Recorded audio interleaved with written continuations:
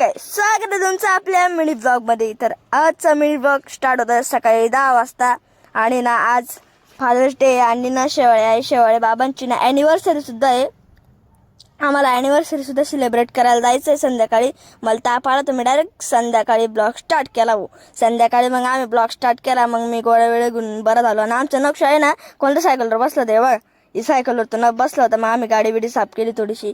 मग नंतर डायरेक्ट पोहोचलो केक खायला पोचल्यावर मग डायरेक्ट राजभोग फ्लेवरचा केक होता। मामीने केक खाऊ घातला, परत मम्मी पप्पांनी पण केक खाऊ घातला। मग सगळ्यात मेन गोष्ट झाली केक फुटिंग। इथला भारी केक फुटला तो ते कोटीसारखा एकच नंबर बो डायरेक्ट। मग मम्मी पप्पांनी पण केक खाऊ घातला, परत मग फोटो काढले सगळ्यांनी।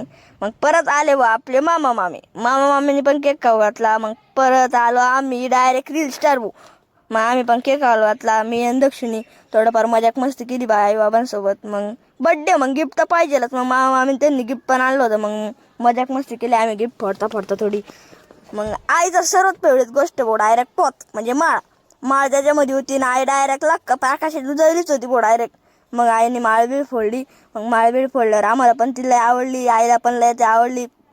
मग सगळ्यांनी बड्डे मग तर काहीतरी चांगला मेनू पाहिजेलच। मग मामीला विचारलं काय मेनू आहे आज। मामी म्हणे आपल्या आदेशावर 2 भाज्या बाहेर मागवायचे आणि भात आणि पोळी करायची वगैरे एकच नंबर मेनू होता। मग काय मग अजून जोधपुरी पापड वगैरे मागवला। आणि गाईस आजचा मिनी ब्लॉग मी याच ठिकाणी एंड करतोय। कसा वाटला तुम्हाला आजचा मिनी ब्लॉग मला नक्की कमेंटमध्ये कळवा। तोपर्यंत बाय।